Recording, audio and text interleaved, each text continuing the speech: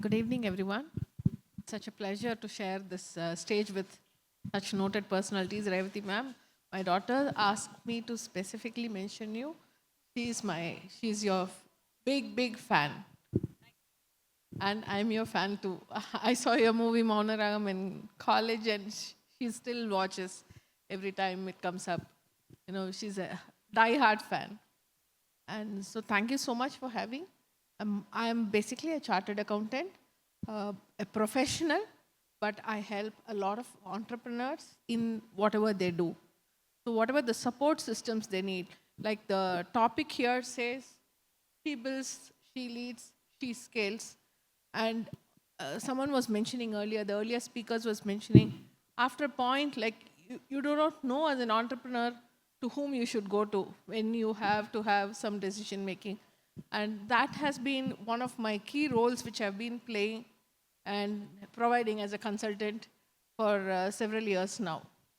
A chartered accountant by profession and a consultant and a solution provider. That's what I do. And how would you define your journey so far as a chartered accountant in one word or a sentence? A go-to person whom you can share anything, everything, a trusted professional to give you the right advice and ask the toughest questions possible. Okay, a go-to person, you can ask the right advice from her and ask the toughest questions to her. She has the answer for that. Nobody will have the, courage to say that. Ask me any tough question, I'll give you the answers. Thank you so much for that. So that is the confidence that she has in her profession. Just a small correction. I said, I will ask the toughest question. Oh, okay, like that. I thought you're saying, ask me the toughest questions and I'll give you the answer. Okay, so yes, ma'am. Very good evening. This is Preeta. I'm an entrepreneur, edupreneur, and also social worker. If you have to ask me one word, how I got into this journey, I would say passion. Am I expected to speak a little longer or can I pass on the mic? Yes, passion will do. So passion is definitely required to start your journey as an entrepreneur. So that's a takeaway from that. Yes, ma'am. So, hello everyone. I am Aparna Sunku, a commerce graduate turned fashion designer, jewelry curator, influencer, currently playing the role of the chairperson of FICCI Ladies Organization, Coimbatore. I'm really proud of it. Past president of Rotary Club of Coimbatore Smart City and the founder of the very first small animal crematorium of Coimbatore, which is also the very second in the whole of Tamil Nadu. That's about it about me for now. My God, so many hats you're wearing. But what caught me most is animal crematorium, you said? Yes. First animal crematorium. First small animal crematorium. It is one of its kind in the country. Very interesting. So one word that would define all these things together as an entrepreneur, as a social worker. It's never too late to start. I actually started working when I was 35 plus I think. So it just happened and had a very great second innings of my life and I'm enjoying it. Lovely. Never too late to start. Even at 35, you started all this and so many things you're doing right now. Thank you. Yes, ma'am. Hi, I'm Brooke Love from a company called West. We're commercialising an electrical safety product. My sentence would be hard work, great networks, clear goals. Hard work, right network and? Clear goals. Sorry? Goals. Goals, So clear goals. Okay. Okay, that's very interesting. And I really love the fact that you're displaying your product to everyone. That is how you become a brand ambassador of what you sell. So very good. Hard work, a good network, and clear goals. Thank you so much for that. Yes, ma'am. Hi, I'm Ritisha, and I'd like to take a minute first to thank all of you all for having me here today. I've missed such enterprising women. It's an honor to be here. So I'm an interior designer. I started off passion. We do commercial and residential, and other than that, I'm also into modeling because I won a couple of pageant title awards a couple of years back. And I've also been a major part of BNI. I was the president for BNI Industrials, so I know a few of them here. And I have my fellow FICCI Flow members. I've been the past president of FICCI Flow as well. So, but what to say, like one word or a sentence talking about the business or my journey, I would say, it's been really interesting, and I would say use your uniqueness to achieve your dreams. That's very inspirational. Thank you so much. So you have been the president of your chapter, BNI Industrials. BNI Industrials members, anybody over here to give some ground support to your past president? Yes? Or BNI members? Yes. Thank you. Yes, ma'am. Hello, I'm Malini. I run a event planning company called The Mind's Eye. A job really just fell into my lap. Nothing was planned. And yes, quite late in life, probably 30 plus. And to put it in a nutshell, it is a very eventful journey and driven by just sheer creativity and passion. You got to love what you're doing, otherwise you can't survive. Very well said. So an eventful journey of an event management lady. So you've got to have the passion for your work, otherwise you won't be able to survive. Thank you so much, ma'am. Yes. Good evening. I'm Vikashni, and it's an honor to be here to share space with so many inspirational women. I am an image consultant, founder of Evolve Image Consulting. I help people become the most confident and authentic version of themselves. My work focuses on personal style, grooming, behavior, and communication. So it's a very holistic approach. Very nice. Very interesting to hear that. And how would you define your journey so far? I have always had an interest in styling and fashion. And during COVID, because we had so much of time in our hands and all alone, at home, I did an online course, a year and a half certified course, and that's how my journey started as an image consultant. Nice. So we are seeing people who have a passion for something, taking it into their profession as entrepreneurs. Yes, ma'am. Hello all. My name is Pavitra Saleen Trinidad. I'm the CEO and founder of Enrich Ventures Business Setup Services in Dubai. So I'm a testimony of a female who had only one ambition, to work abroad. So I just went there to work abroad. I worked there in a company for 6 years, and I started my own company in Dubai. So 4 years successfully I've started my company. Thank you. And I help other people start businesses. I'm so proud to say 80% of my clients are female entrepreneurs all over UAE. Yes, and we make it very affordable, because in UAE, a lot of female come with their husband as dependents, but they always have the zeal to do something. And they're scared because it's very strict in the UAE, and that's what I'm breaking. I'm making it easier for them to set up their companies and become an entrepreneur in UAE, and also a lot of people from India and all around the world to start their businesses in Dubai. So that's what I lovely. do. So you realized your dreams, and now you're making others realize their dreams in Dubai. Exactly. Absolutely fantastic. Thank you. Yes, ma'am. Hi, I'm Monica from Malaysia. I'm a mother of 3 girls. Okay, I had 3 dreams in my life. First is to be rich. I come from a very humble family. And today here, I'm owning a hotel of my own. I run packaging company. I also run a textile, and many more to go. So it will not end. I've done car rental. We had 200 fleets of car. Whatever that comes along that hit the market, we always indulged, and I succeeded.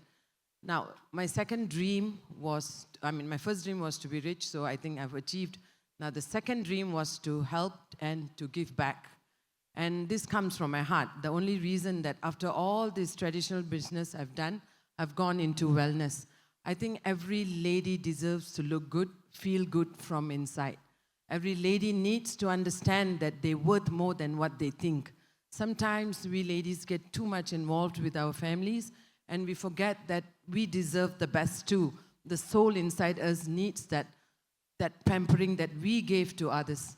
So here I am in this wellness journey to help many ladies out there to feel good and to enjoy the moment together. So I'm enjoying this line.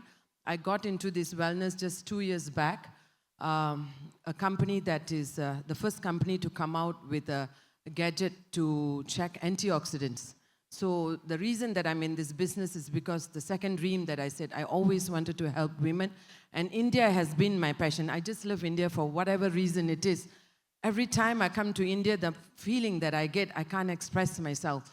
So I'm here to help every Indians, every lady, every man to live better with this antioxidant score, which the whole world doesn't have. It's the first gadget coming in here, which I'll talk about it later. And yeah, this will help many families live better with the score increasing of the antioxidants. Thank you. Thank you so much. I love the way where you unapologetically said, my dream was to become rich and make money. And you did it. And you did it in style because you're now the owner of a chain of so many businesses. And only after we make money can we give back to society, right? So now it's her time to give back. And I'm very curious to know about that antioxidant machine of yours, which was showing out a lot of lights. Yes, we'll, get in touch later to understand more about that. Yes, ma'am. Good evening. My name is Anisha Rehana. I'm co-founder of New World Foundry. It's the innovation labs part of the VenPep group. Back home in Singapore, I'm better known as Queen Bee of Web3 because I'm expert in fintech, digital currency, and tokenization. For the past 10 years, I'm probably one of the few in the world that's expert of hybrid tokenization. I tokenize anything from real-world assets such as real estate, movies, and even we've done one data of water distribution. So I guess one word about me, I'm crazy passionate about change and disruption. I strongly believe that every woman has the right to her own wallet. And I believe that in order to heal society, you need to tell stories that heals the heart and makes people happy.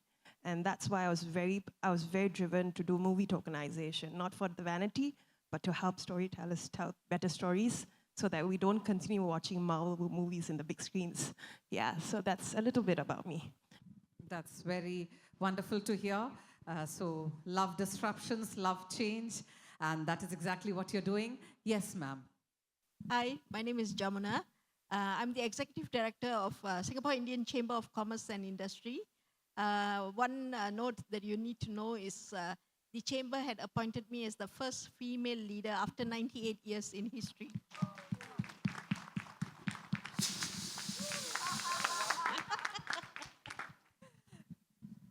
Well, everybody looks at me and says, oh, what is it that you had to get this position? I guess I was at the right place at the right time. But I always say, look at the committee that decided to appoint me. It was a group of men. So it was a mindset change that they had, that a female could also do the job. So when I stepped into the role 3.5 years ago, my goal was to show the men and the rest of Singapore that another female can do the job. So to me, hard work, passion, and commitment, these are the 3 mantras that I follow, and I really work towards it. And I'm very happy that I've convinced everybody that the next job should go to a female. Yes, absolutely. Hard work, passion, and commitment. After 98 years, is it? A woman president was appointed. My God. Yes, we'll come to all that later, ma'am. Hello, everyone. I'm Jenny Garrett. I'm come from London and lived in England all my life, but my heritage is from St. Lucia in the Caribbean. I run a leadership consultancy. So what that means is I work with senior people in organizations to help them make the best of the people they have. For me, empowerment is at the heart of my work. I want to empower leaders. I have a passion for female leaders, but I also work with young people and have a social enterprise that supports aspiring young people to increase their, to inspire young people to increase their aspirations as well. And I'm a 2-time author, and the 3rd book is on the way, which I'm writing with my 24-year-old daughter, AI for Equity. So about fairness and empowerment once again. Instead of some words, a quote that I think has been a turning point for me and my business is "No one is you, and that is your power." And I think once a woman entrepreneur knows that her uniqueness is her power, she will be successful. Wow. Our uniqueness is our power, and that will take us to success. Thank you so much for that. Yes. I'm going to keep this brief because you guys just heard a whole lot from me, but I just want to comment how impactful this is. This has not been the case for many decades. So I take my hat off to every single woman that's sitting up here, and what a glorious privilege to be sitting alongside them. So my name is Audra Morris. As you know, I cook for a living. My one single job to do, and it's a very privileged job, is to cook for people and make them happy. So my one, the thing I want to say is your culture is your uniqueness. So preserve it. It is so special. Beautifully said, ma'am. Thank you so much. Our culture is very important to us. Let us preserve it. Revati ma'am. I just did a lot of talking now, but as Audrey said, it's amazing. I'm really honored to be sitting amongst all of you. I mean, business is not one of my, I still haven't tried it as such. The one word I would say is I have always been a student of everything, you know. So it's constantly learning something new keeps me going. So that has been my reason of growth, my reason of my direction in the path that I've taken. It's always been about learning. So I'm a student all my life. And we can see the child in you. So lifelong learning is your core philosophy. And that is why you're still going into new ventures. So yes, ma'am. Hello, I'm Janice B. Gordon. I'm of Caribbean, Antiguan heritage, and I was born in the UK. A defining moment was when I was told at the age of 15 that I wasn't intelligent enough to go on in education. It took me a while to find my voice, but I know a lot of you out there have been told things like this before. And the one thing I'd like to say and what I learned was that no one can define your path that hasn't yet been told. It's your path to create. And what I do is revenue generation. It's the core to all businesses. And particularly women, they're not always as confident in sales. And so I love to work with them to create great leaders and great business owners. But I work with sales teams, founders, and enterprises around the world. I'm speaking tomorrow, so I'd love you to come to that presentation. I'll be talking very much more about leadership and revenue generation in an AI world. Looking forward to your talk tomorrow, ma'am. So Satish sir was saying that, you know, you will get what to ask when you start conversing with them. And when you, a person from UK, have been told at the age of 15 that you're not intelligent enough to go to the next level. When Jamuna ma'am was saying that in Singapore, a lady was appointed after 98 years. We understand, today we are talking about women entrepreneurs. There is no term as entrepreneurs alone. We have to keep that woman in the front. So even today that is happening in society. And so it is beyond borders, it is beyond cultures. In all countries, we are facing the same challenge. So my question is, across the course of your career, your life, personal or professionally, what is the biggest challenge that you have had to face as a woman in your professional or personal life? And we have to give an answer to the audience. And what have you done to overcome that challenge? So who would like to go first with that? Yes. I've got the mic. The biggest challenge is the one in your own head. It's what people plant there. And it's about you mastering your own mind and overcoming those negative voices in your head, because it's not true. It's an entire lie. And most of it's been planted by other people, by society norms. So that's the challenge, that you need to master your own mind, and then you can do anything. That's absolutely fantastic. First, we have to master our own mind. Revati ma'am, you are also part of the Women's Collective, cinema collective. So you are working a lot for the betterment of women in the film industry. So what would you like to say about that? WCC is the Women in Cinema Collective. And the biggest challenge that I have faced in our career is just by being a woman. You know, sometimes everything is all about just your physical appearance and having been a woman. And what about the work that you have done? Your talent, what you are capable of, that always is seen after. So, you know, I feel a very important aspect is, there are many times we have seen, sadly, women, you know, happen to join hands to be against other women.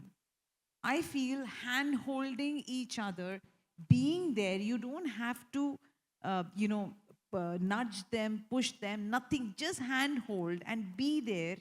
I think that gives a lot of courage to the woman, because somebody who has achieved is hand-holding and say, you can do it. So I think that is something that we have been trying to do, and WCC has been really trying our best to move forward, get women to move forward with their heads held high. Yes, having each other's back, hand-holding each other, and supporting each other is very important. Yes. I want to share something so I spent 19 years in telecommunications, and I don't know if there are any telco people here, but it's a very male-dominated industry.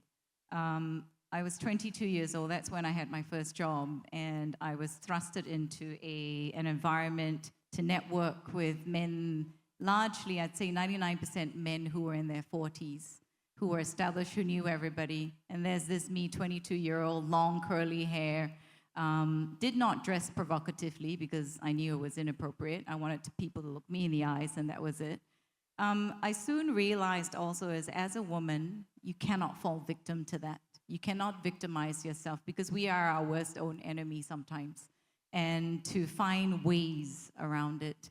I feel the young, I don't know, I think it's inherently in our making that we always doubt ourselves. We always second guess ourselves. We always think we're not good enough, as the lovely lady just mentioned. So I think that it's really crucial to start with girls at schools, to start building up their confidence and their self-belief.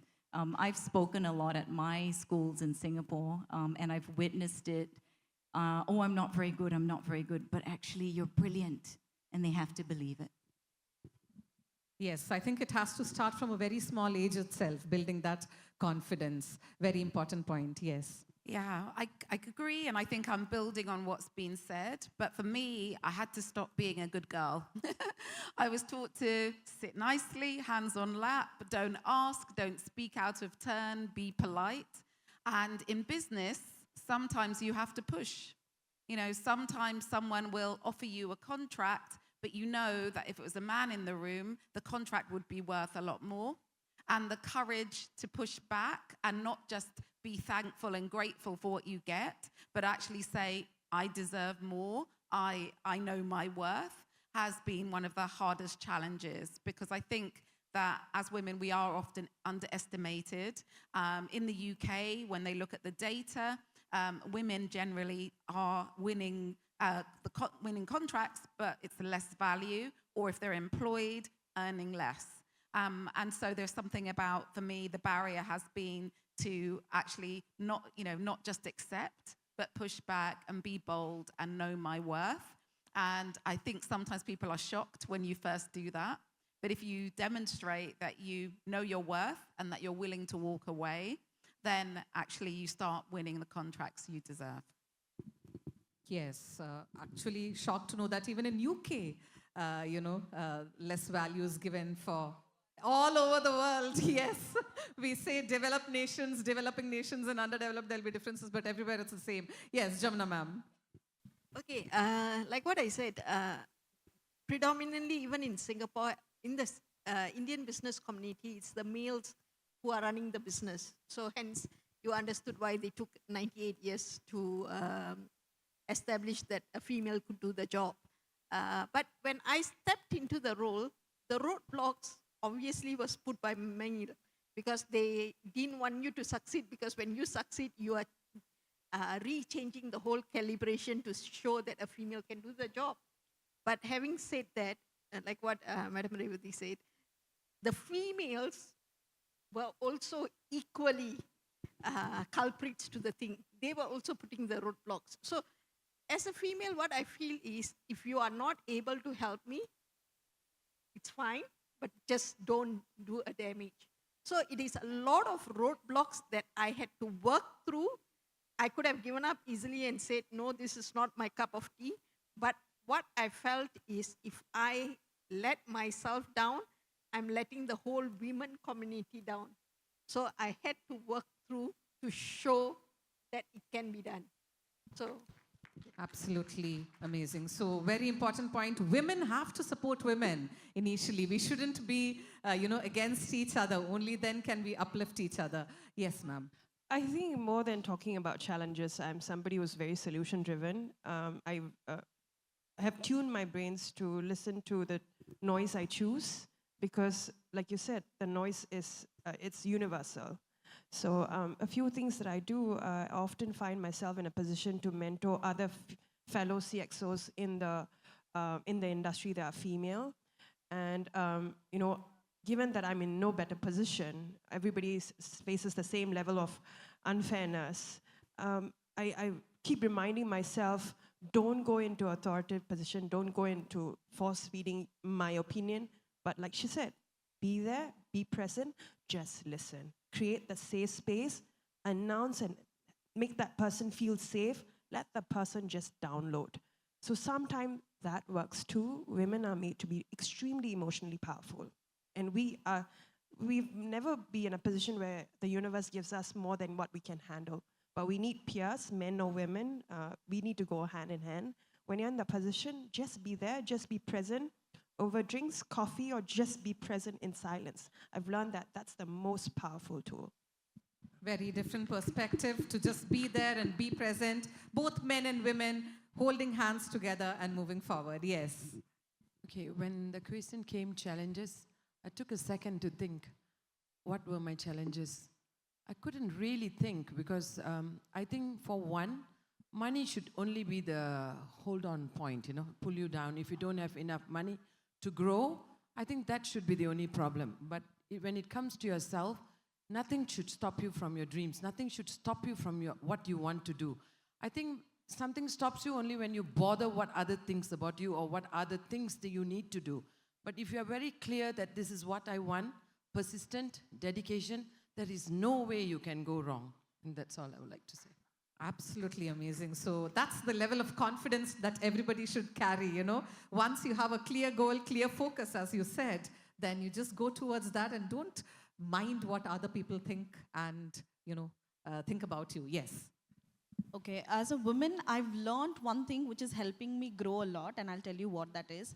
That is to be grateful and to acknowledge the men in our lives. I'll tell you how. Because when in 2016, I was just 19 years old. My father gave me the freedom to travel alone to Dubai. So him. My husband who gave me and supported me to start a business in Dubai with all the money that we had. My brother who taught me, encouraged me, and who's helping me run the show. So because of these men, I am the woman I am today, sitting here. So I believe in, you know, this. And also to all the men who've made this place such a safe space. I've again traveled from Dubai this is the first time I've come to Coimbatore.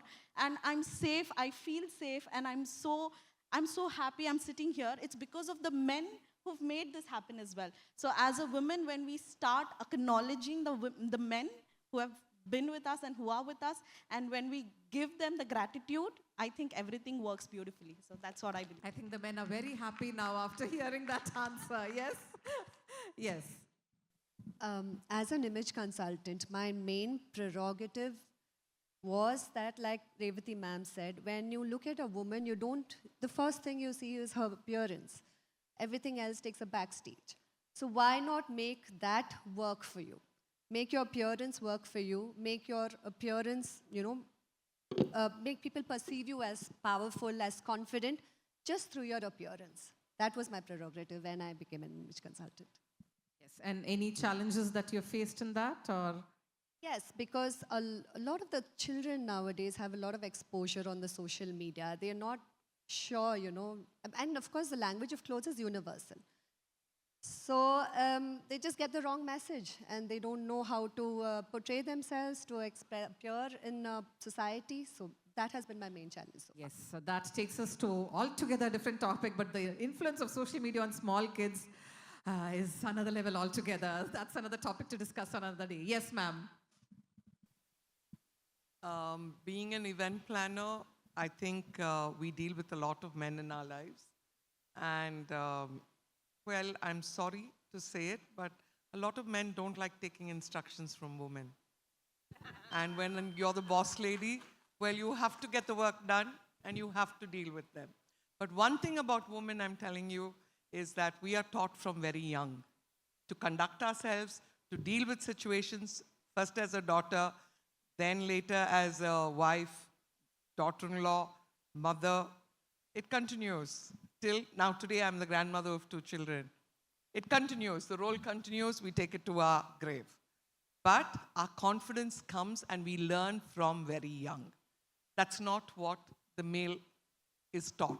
The female gets those lessons. And we are what we are today because the training starts that young. The confidence comes from there. Yes, we have been brought up in a way where we can face any situation. Yes, ma'am.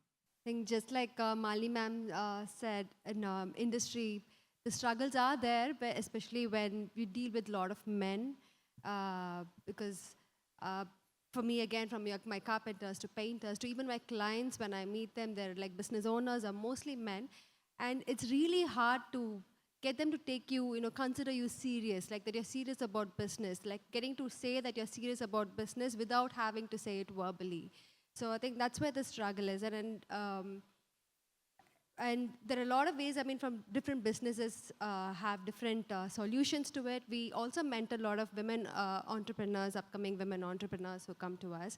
And this is one of the major struggles most of them have been facing. To be very honest, when a man says, okay, I'm going to go pick up my kids in school, and I think he gets some brownie points.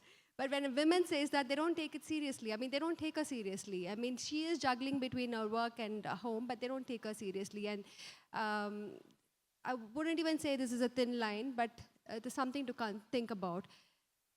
But in my journey, there are few things that's really worked for me is, first thing is, setting boundaries and limits, and also teaching my team, setting in systems. So when there is systems, things happen, and then people who work under you know, okay, there is some serious business happening here.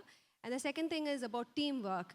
You don't just know about the focus and goals of your projects, but make sure your entire team knows the goals and focuses for your project. So it is only about business, and they know it is only about business. So this is what has worked for me, and I think every women entrepreneur, I'm sure there is more to it, and I'd love to know more from others too. Yes. So we'll quickly. Perfect, thank you. So as the CEO of a hardware tech that is actually breaking the mold, the hardest thing for us is that we're ahead of the standard. And so how do we overcome that? It's our network. It's being clear in our goal and talking to the people in our network who have done it. If I don't know someone who has done it before, I ask everyone I know, have you seen anyone who's broken through this? How can we break through this? How did they do it? And I learn, listen, and then do. Yes. So honestly, on the professional front, I really did not face any challenges, I guess, from what I can remember. But yes, from past couple of years, because of the multiple roles that I'm playing, suddenly there's this mom guilt. I'm sure all the ladies sitting here would be on the same page. And that has been bothering me of late a little bit. And many a times I've had to approach the attitude of get up, dress up, and show up. That has to be there for all women, I guess. We are all, whatever is there at home, we still have to have a smile on our face when we go out. Nobody will like to see us, a long face. You can't sit anywhere with a long face. So, and my kind of profession as well, it has to be there. So that's been the only challenge, I guess, and I'm making up for the mom guilt right now. Yes, I can relate to that because my daughter is also having her exams right now, so I'm going through that mom guilt. Yes. Well, we've heard of somebody being born with a silver spoon. I was one who was born with a golden spoon. Very good background, financially stable, very secure life, only child for almost 10 years, after which my brother came and spoiled the whole thing, of course. But brought up, I was a brat, brought up very well. When I was doing my undergraduation, everybody would refer me as my grandfather's granddaughter or my dad's daughter. So that's when I realized, who is Preeta? Where is her worth? What is she valued at? And I decided that day that I have to be referred as Preeta, and probably my parents have to be referred as her parents, rather than me being referred as somebody's daughter or grandchild. So I disowned, not literally, but yeah, disowned the property or whatever lifestyle, I went to Chennai. I took up a job. I also started my own business. I was young, naive, a woman on top of all of that, faced so many challenges. I had to stand under the sun near the security for days together for an appointment. And when I get an appointment, those days women were either doctors, professors. There weren't many women entrepreneurs. So even when I get a meeting appointment, they would ask, how about a beer? And for me, who was brought up in a very closed environment, it was a rude shock. But adversity is something we have to overcome if we have to make a place in this world, make your name, right? So I think I persevered. And today, here I am between all the wonderful ladies here as Preeta herself and not as somebody's grandchild or daughter.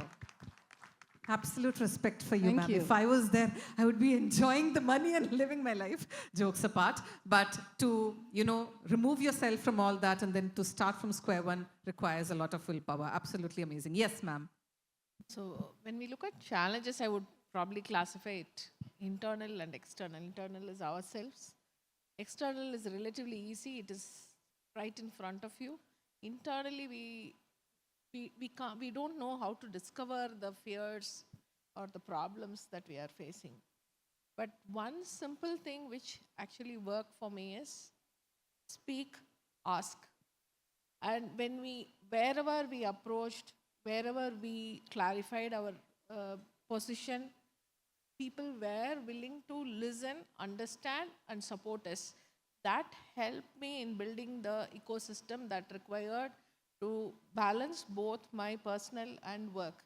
So that is same way, when we are in doubt, no egos, nothing, go ask, be it your boss, be it your colleague, be anybody who comes across. If you can get a solution, ask. And that is something which sometimes women shy about, and that is not required. And trust me, 25 plus years of work that I've been doing, whenever we asked, we had a solution. We had a support that is coming our way. And to me, that is the one big challenge each women should come over. And when we look at externally, people doubt your capabilities. People ask, can she? Professionally, whether it is in taking up some of the voluntary positions, can she is a question which comes. Treat that noise, but don't ignore it. Park it. That will give you the fire to continually work on ourselves and take whatever the steps that is required.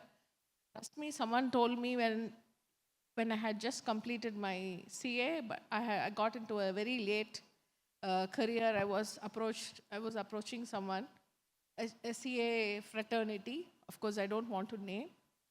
You're coming this late, being a lady, being a mother, and today technology is changing, and these are the XYZ qualifications people are working for. And it is so difficult for you to do. And within the next 3-4 years, I finished all the XYZ, and I exactly took up the profession which I was then doubted to be qualified for. So definitely when, anybody, we don't try to, get those noises correctly, park it, and work to, work around that. That is what has helped me. Absolutely fantastic answer. Thank you so much, ma'am. So asking, many people shy to ask. So that is a very important thing. Even I shy to ask people for things. So very well said. Now, yeah, we have exceeded 9 minutes already. So this is ticking after the time is over. And it's already 6:30. It's so sad that there are so many fantastic ladies over here with so much to share, yet so little time for us. This is so little that has come out of you. You just shared one part of your journey and one challenge that you had. But finally, since this is exclusively for women entrepreneurs, do you know any law, any rule, any concession that women have in India or globally where they can utilize it to develop their business? Or do you think any changes need to be made? Because there are many sessions over here where they're writing it down and submitting it to the government as well. So any changes, fundamentally in our constitution that needs to be changed, any laws? Like, for example, in elections now, I don't know about other parts, but in Kerala, 50% seats are given to women. So anything like that in your industry sector that ladies can utilize from? Are there, anybody knows about? Yes. I don't know if they have this in India, but something that was a turning point for my business was an organization in the UK called Be the Business. And what they did was they gave me an advisory board of senior people for 6 months, which has continued. So I had senior people from different sectors, all challenging me. Once a month. What are your numbers? What are you actually doing? Tell us about your staff.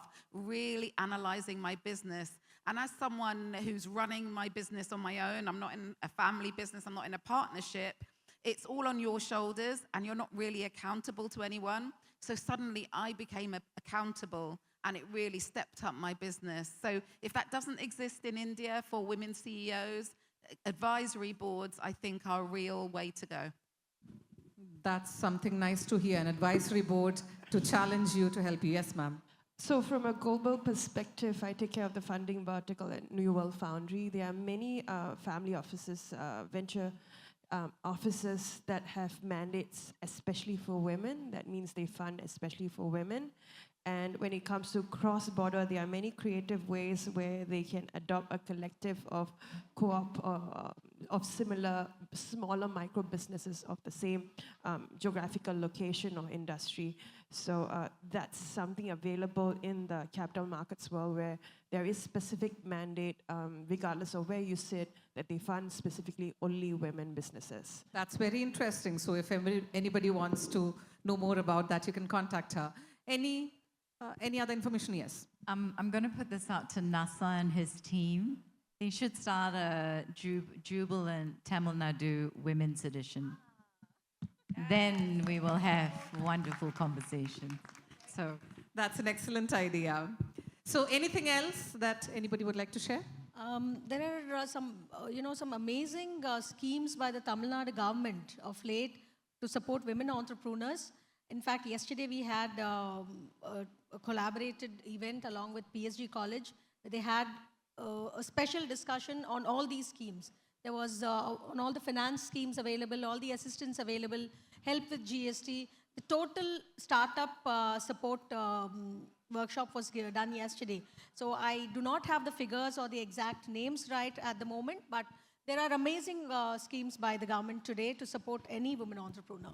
So there are a lot of schemes being floated by the government of Tamil Nadu to support women financially as well. So I think you can, research on that and understand it if you want to start your business from scratch. Yes. In the UAE, there's an Emirates called Fujairah.